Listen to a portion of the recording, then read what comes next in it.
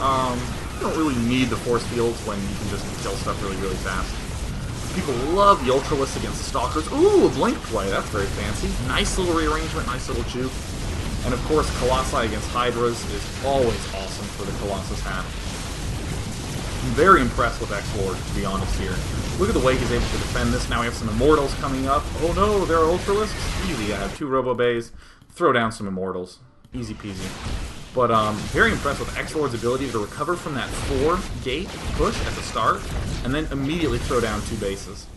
So wow, look at this. Scary little tiny force from XLord. Expansion finishing for OgreEli. Completely safe, not a chance in the world that anyone's going to attack that. I'm into it. I am into it. So it looks like +2, finally finishing. You might want to get +3 in a second. WTF! Apparently something happened in the game that blew his mind. But we will never know. Or maybe we will. Let's back up. I'm cheating. Going to the XLord cam. I didn't see it. Alright, this is investigative journalism at its finest. Oh yeah, look at that. Yep, I agree with you, XLord. I'm glad I did that little bit of research. Look at this little guy. I'm still rewinding. You guys probably want to know more. Look at him just hanging out. Remember when I was saying, yeah, that rally point, yep, that's exactly what I told you to do. And let's see if that rally point resets. Uh-oh, we might have another suicidal Colossus who's going in there to find his friend. Oh, there's going to be a nice little graveyard concentrated right here. But anyways, good old Stalker Immortal play. Doesn't look like there's any Templar coming out. I would not mind more sentries in there. I think that the Guardian Shield is still good.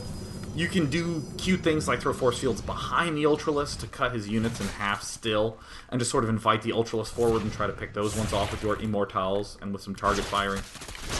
But finally taking the Gold Expo. Oh my god, a million years later than would have been ideal. But again, OgreEli kind of worked with what was given him. Gonna take this Expo. I'm gonna take this one.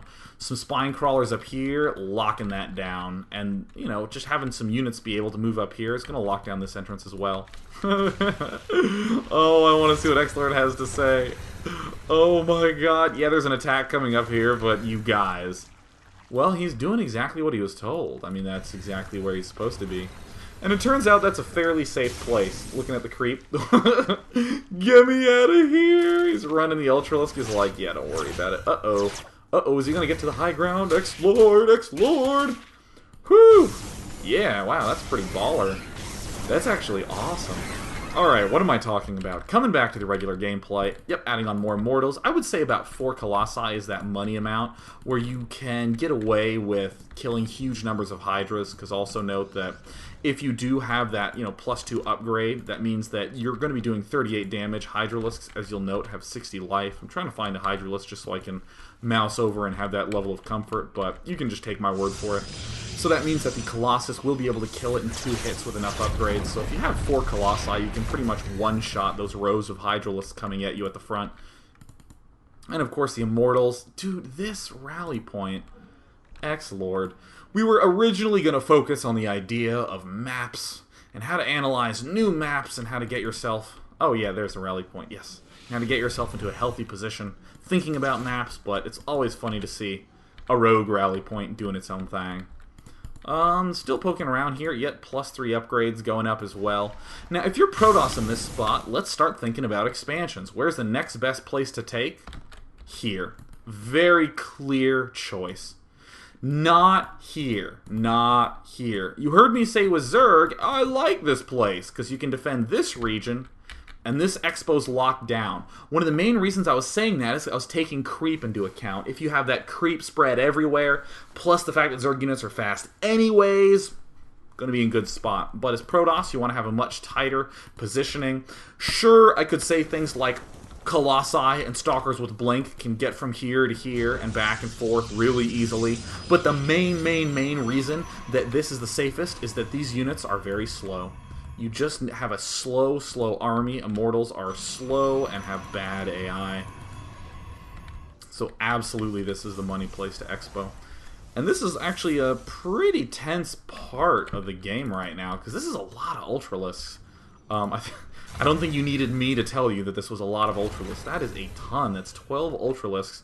But still, there are 6 Immortals here, and those roast these so fast. Oh, gosh. Yeah, by the way, look, Hydralisks. Oh, yeah, they have 80 life. Whoops, 60 life. What am I talking about? But still, if you upgrade it to +3, they do over 40 damage. Then you can two-shot them. Yeah, that's where I got that number from. Wow. Whoopsie daisies. But yes, two-shotting the Hydros is always important. So that's why you do want that +3 upgrade on there. But he's chasing him down. And still very dangerous. I mean, really, where is... XLord needs to get that expansion up. I really like the timing of those first 2 expansions, but what did I say at the start of the game? I said, wow, this is such a wide, spread out, open expansion that you need the units to defend. And even here, you do need units to be able to defend this. And what have we seen XLord have to do? Have to bounce from here, back to here, back to here, back to here. A lot of unit movement, but over a short region. It's just so obnoxious to have to defend all these spots at once. More Colossi coming out. Zerg, it would behoove Zerg to start getting some Broodlords to get some sort of air, even mass Mutalisks at this point. Too much passivity from both players. Well, I guess Protoss I'm comfortable with, but Zerg should at the very least be taking this expansion and going hog wild, putting a Hydralisk up there. Oh yeah, you can really keep the Protoss stuck back defending for the whole game, and then you can start going Nidus Worms here, no Nidus Worm here. Isn't this just a juicy, delicious spot to just throw a Nidus Worm down? But here's the big attack.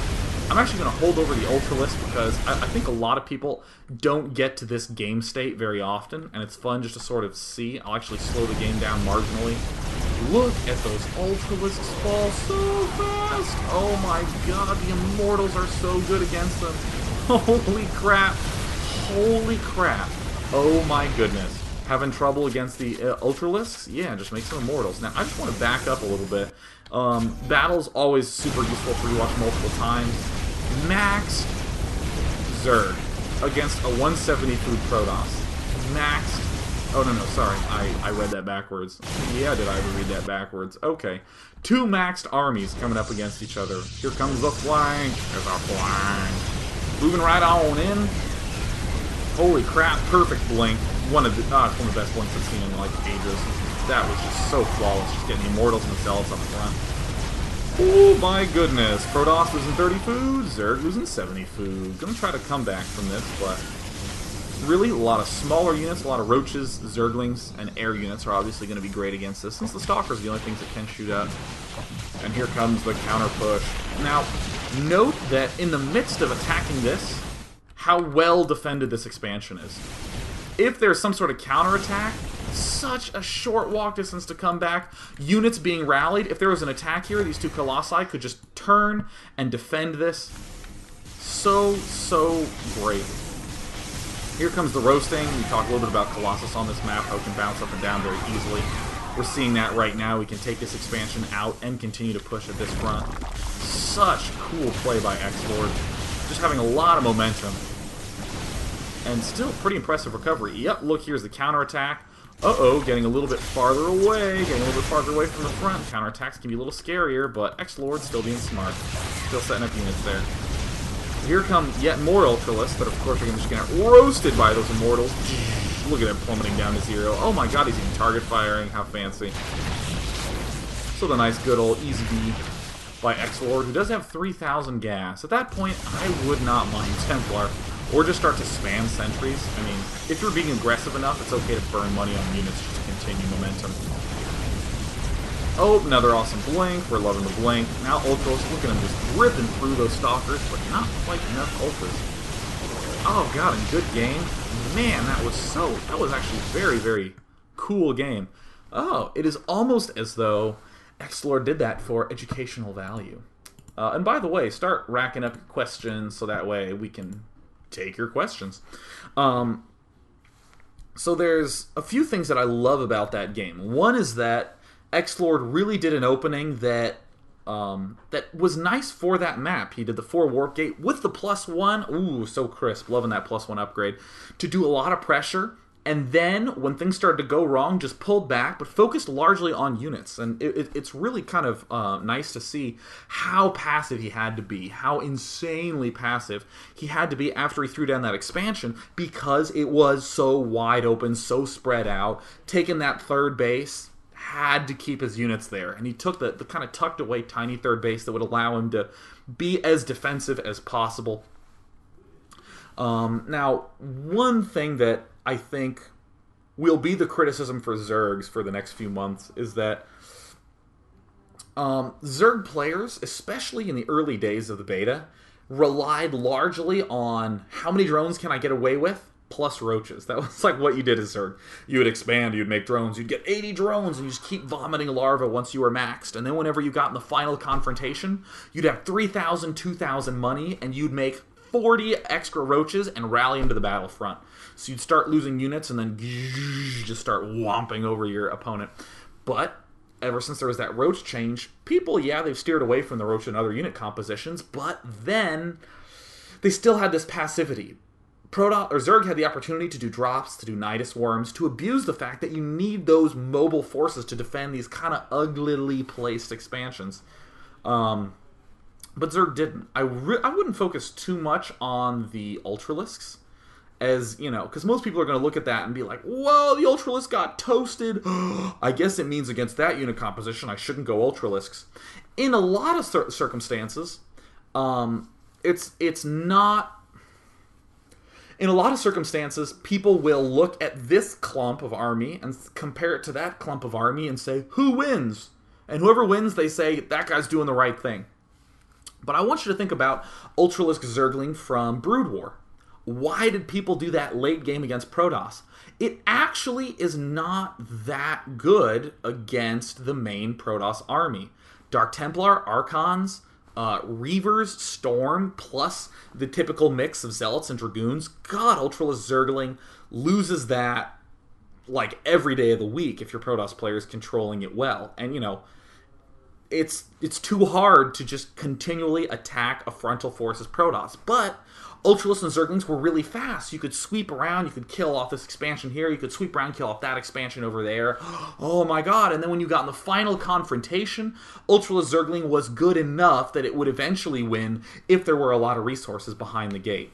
So, in this circumstance, where Immortals and Colossi really are pretty damn slow and immobile, if you start abusing that, you're going to be in good shape. And this map, a prime example of, wow, there are a lot of entrances to worry about, and it's going to be dangerous to get too much on the defensive. Like when XLord was, you know, starting to really come back, I was kind of like, God, but will he be able to deal with all those attack points? He has to be so passive. Zerg can take all those expansions, and Zerg kind of didn't.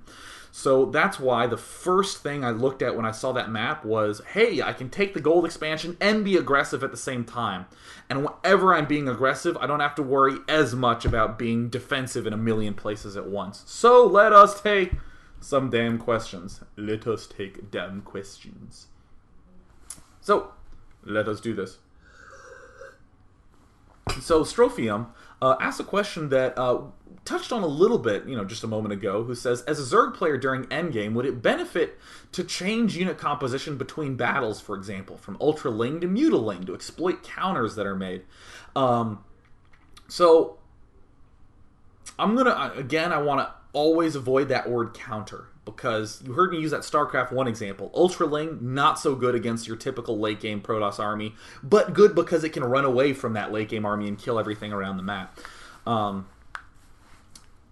What I would say is plan to abuse skews.